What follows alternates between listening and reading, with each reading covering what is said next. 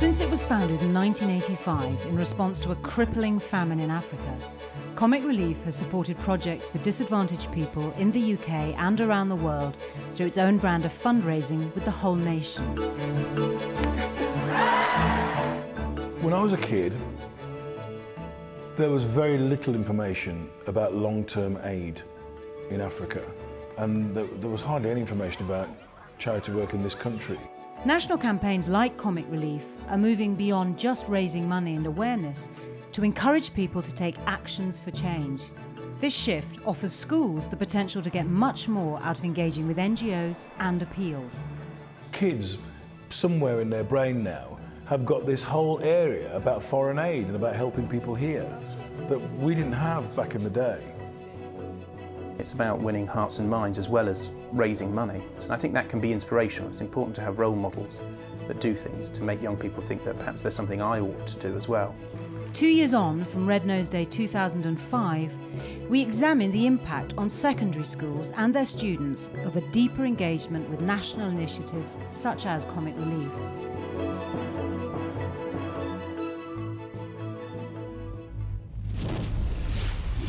Last Red Nose Day we had big hair and beyond. You know, the idea with that is, you know, pupils do dress up for Red Nose Day.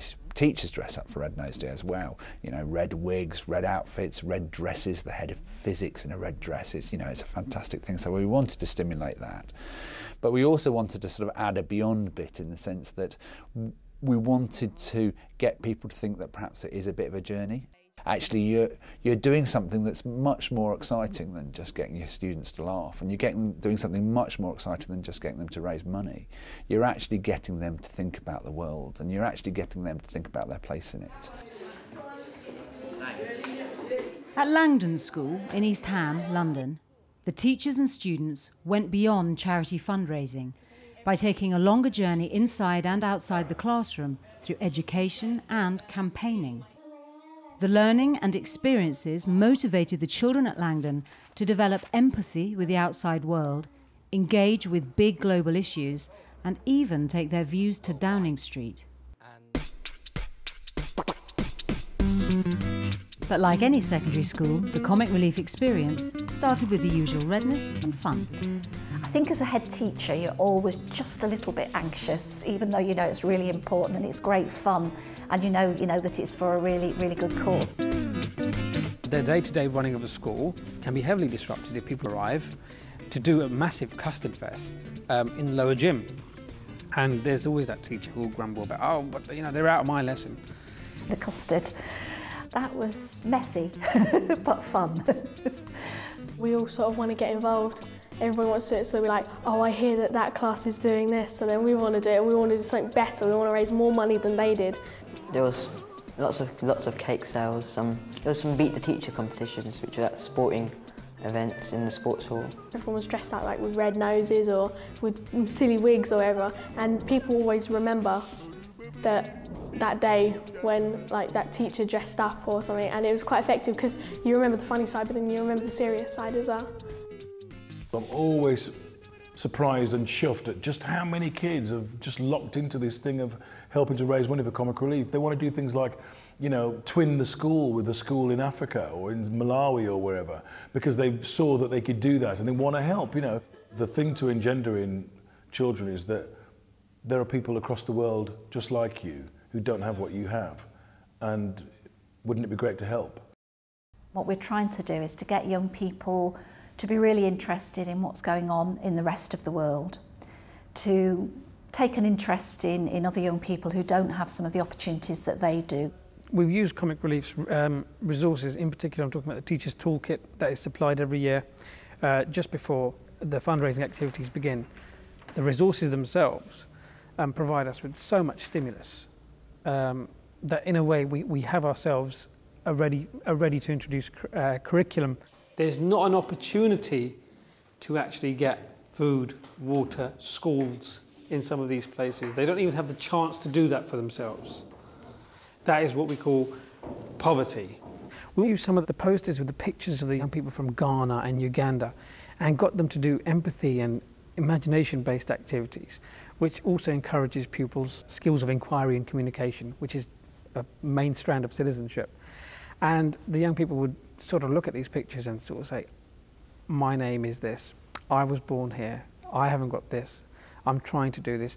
What type of things could we therefore now do? Could we send out, even just make a pen pal, so every child in the schools around England had a pen pal in Africa? If we wanted to help like people on a larger scale, it's all about like raising awareness. Any way you can make like the slightest change is still helpful. And I think if one local community does it, then the others will catch on. And then hopefully you get the national community doing it, and you can make a big difference.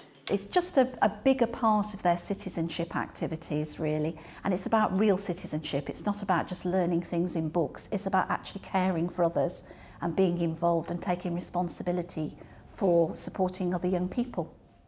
The heart of all our lessons is really about telling stories of the people that the money schools raise help. And we use those stories as almost the key element. And we build from those stories, giving teachers activities and ideas about how they can introduce the children. We focus on to their students, help kids explore those young people's lives, understand the sort of similarities and differences, and out of that begin to understand some of the deeper issues behind it. Her mother didn't go to school, her brother St. Pijat is about to drop out of school, and Margaret has never ever been inside a school, all because of a lack of money. The classroom, for a while, was a trip to see what's going on somewhere else. In 2005, Langdon was one of thousands of schools to take part in the Send My Friend to School Challenge.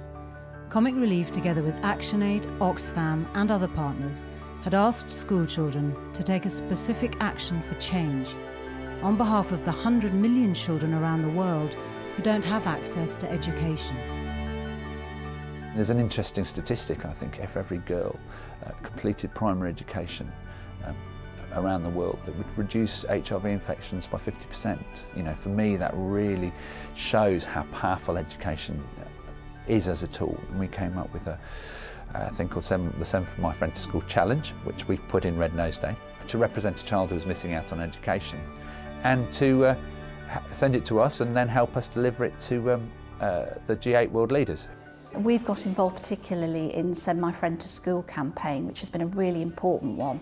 There's been fun elements to it, but it's been one in which young people across the country have got involved, and we've really enjoyed being a part of that campaign. I think it worked really well for a number of reasons. There were some good educational materials attached, so there were good workable lessons that students could do, but also during those lessons they were actually making a product, cutting out shapes of young people.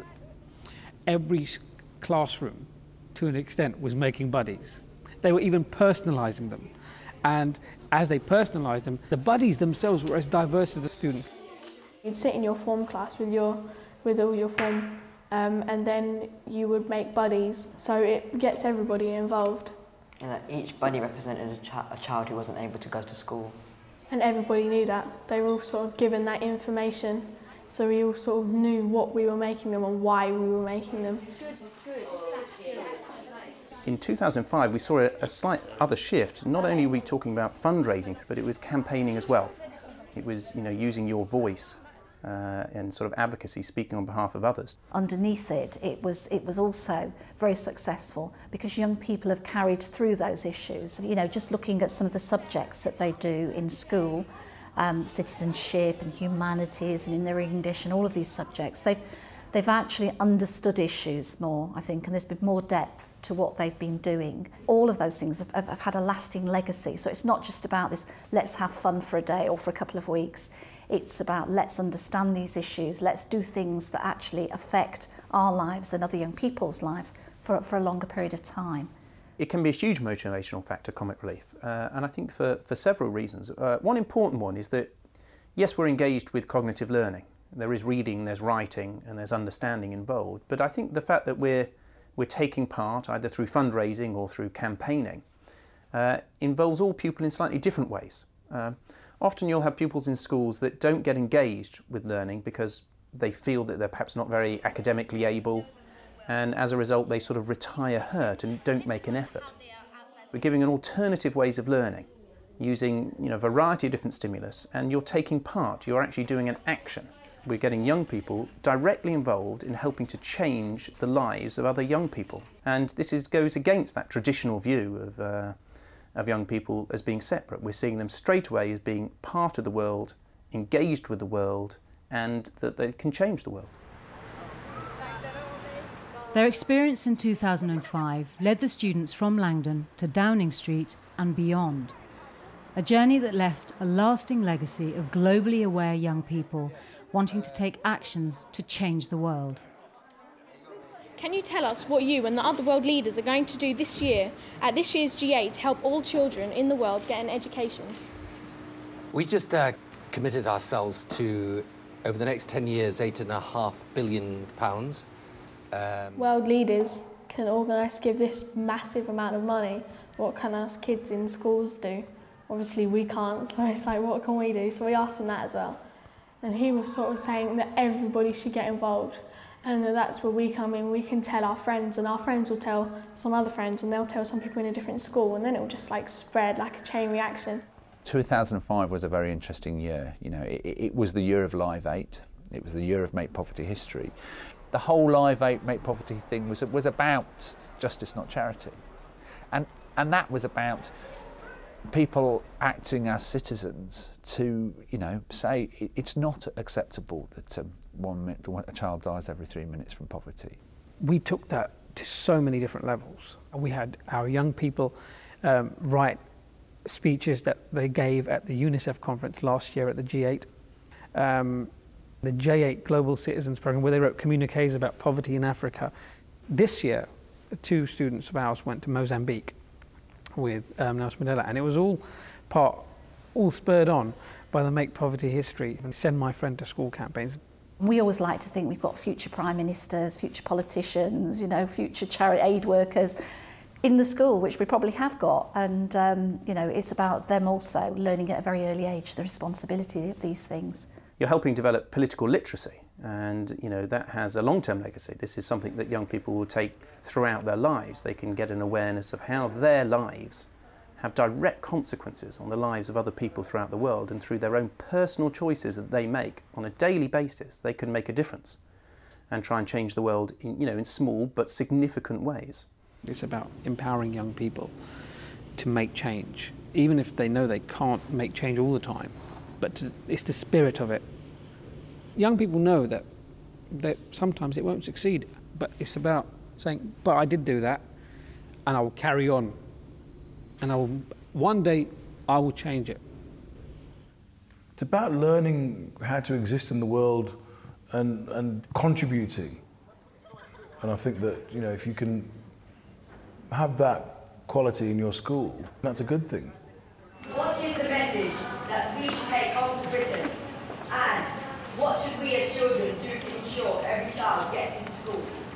The message you should take back is that you can make a difference while you are